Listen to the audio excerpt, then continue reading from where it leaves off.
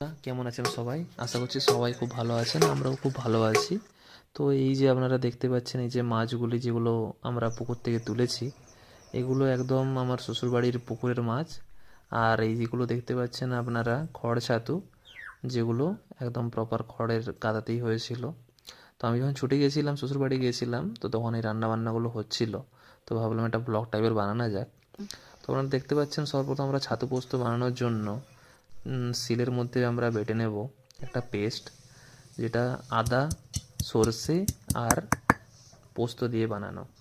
তো এগুলিকে আমরা ভালোভাবে বেটে এর একটা পেস্ট বানিয়ে নেব। তো পেস্ট যখন বানানো হয়ে যাবে, এই যে আপনারা দেখতে পাচ্ছেন পেস্টটা বানানো হয়ে গেছে, এটাকে আমরা একটা বাটিতে নিয়ে নেব। বাটিতে তুলে রাখার পর আমরা একটা কড়াই বসিয়ে তার মধ্যে আলু, সামান্য পরিমাণে জল আর নুন দিয়ে এটাকে ভালোভাবে ভাপিয়ে নেব। ভাপানো হয়ে গেলে এর মধ্যে আমরা ঢাকনাটা বন্ধ করে এটাকে ভালোভাবে ভাপিয়ে নেব। আর ভাপানো হয়ে যাওয়ার পর এর মধ্যে আমরা অ্যাড করে দেবো হলুদ আর লঙ্কার গুঁড়ো আর হলুদ অ্যাড করে একদম জল সমেত এটাকে আমরা নামিয়ে একটা পাত্রের মধ্যে নামিয়ে রাখবো। তো এরপর আবার আমরা কড়াইয়ের মধ্যে দিয়ে দেবো তেলগুলি দিয়ে আমরা কড়াইয়ের মধ্যে অ্যাড করে দেব ছাতুগুলোকে। আমরা ভালোভাবে সর্বপ্রথম ম্যারিনেট করে নেব নুন দিয়ে। তো আপনারা দেখতে পাচ্ছেন এই যে ছাতুগুলোকে ভালোভাবে নুন দিয়ে আমরা মাখিয়ে নিচ্ছি। তো মাখানো হয়ে গেলে এবার আমরা ছাতুগুলোকে ভেজে নেব। তো ছাতুগুলোকে আমরা খুব ভালোভাবে ভেজে নেব, দুটো সাইডকেই ভালোভাবে উল্টে পাল্টে আমরা এগুলোকে ভেজে নেব। তো আমরা দেখতে পাচ্ছেন এক সাইড অলরেডি ভাজা হচ্ছে, তার উপরেই আমরা অ্যাড করে দেব হলুদ। তো হলুদ অ্যাড করে দিলে কী হবে, এই যে ছাতুর যে কালারটা একটু চেঞ্জ হয়ে যাবে, ভালো লাগবে দেখতে, সোনালি সোনালি কালারের। তো অলরেডি এক সাইড আমাদের ভাজা হয়ে গেছে, আমরা এটাকে পাল্টি মেরে আর একটা সাইড ভেজে নেব।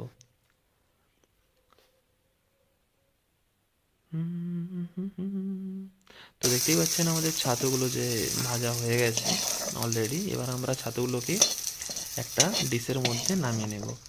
এইবার আমরা আবার একবার কড়ার মধ্যে তেল দিয়ে তার মধ্যে দিয়ে দেবো 5 ফোড়ন আর একটা পেঁয়াজকে অলরেডি এর মধ্যে কেটে ভালোভাবে ওকে মশলায় কষে ওর মধ্যে আমরা প্রথম থেকে আমাদের যে আলুগুলোকে আমরা নামিয়ে রেখেছিলাম সেটা দিয়ে, আর তার সাথে সাথে আবার আমরা যে পেস্টটা বানিয়ে রেখেছিলাম পোস্তর, সেটা দিয়ে ভালোভাবে আমরা মিক্স করে এর মধ্যে আমরা অ্যাড করে দেবো এটা টমেটো পাউডার। তো এটা আমাদের অলরেডি আপনারা দেখতেই পাচ্ছেন খুব সুন্দরভাবে ছাতু পোস্তটা আমাদের রান্না হচ্ছে।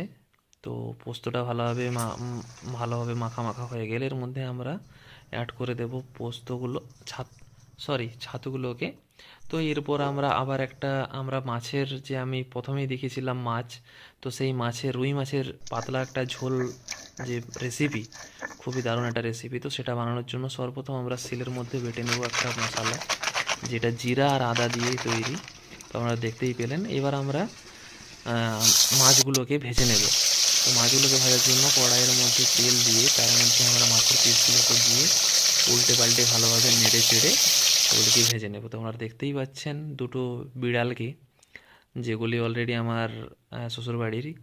তো খুবই এরা কিউট দুটো বিড়াল, ঠিক আছে। তো অলরেডি খাওয়ার খাওয়ার টাইম এদের হয়ে এসেছে, তো এই জন্য এরা আশেপাশে ঘুরঘুর করছে। তো দেখতেই পাচ্ছেন তার সাথে সাথে মাছও ভাজা হচ্ছে। তো আপনারা বুঝতেই পারছেন এদের ইন্টেনশন মাছ খাওয়ার জন্য কতটা, তাই না? তো তাই এরা ঘুরঘুর করছে। তো চলুন আমরা তার সাথে সাথে মাছগুলোকে ভেজে নিই। তো দুটো সাইড ভালোভাবে মাছগুলোকে ভেজে নেবো আমরা। এসে গেছে আমার সামনে, বলছে যে আমাদেরকে টাইম আমাদের হয়ে গেছে অলরেডি, তোমরা আমাদেরকে খাবার দাও। তোমরা খাবার না খাও, তো এদেরকে দিয়ে দেওয়া হয়েছে এদের যেখানে খাবারগুলো এদেরকে দেওয়া হয়। তো মাছের ঝোল বানানোর জন্য সর্বপ্রথম আমরা কড়াইয়ের মধ্যে তেল দিয়ে তার মধ্যে দিয়ে দেবো 5 ফোড়ন। 5 ফোড়ন দিয়ে আমরা মশলাটা রেডি করেছিলাম না, সেই মশলাটা অলরেডি কড়াইয়ের মধ্যে দিয়ে দেবো। কড়াইয়ের মধ্যে দিয়ে দিলেই দেখতেই পাচ্ছেন কীরকম ফায়ার কুকিং হচ্ছে, তাই না? এটাও একটা স্কিল রান্না করার। তো ভালোভাবে মশলাটাকে পাকিয়ে নেব। তো পাকানো হয়ে গেলে এর মধ্যে একটু অল্প পরিমাণে দিয়ে দেবো জল, যাতে মশলাটা জ্বলে না যায়। তো তার সাথে সাথে আমরা দিয়ে দেবো হলুদ গুঁড়ো অ্যাড করে একটু ভালোভাবে নেড়ে চেড়ে নেবো।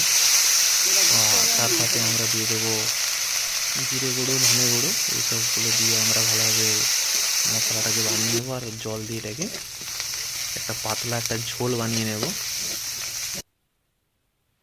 তো ঝোল বানানোর সাথে সাথে আপনারা দেখতেই পাচ্ছেন আমরা অ্যাড করে দিলাম কাটা টমেটো, সাথে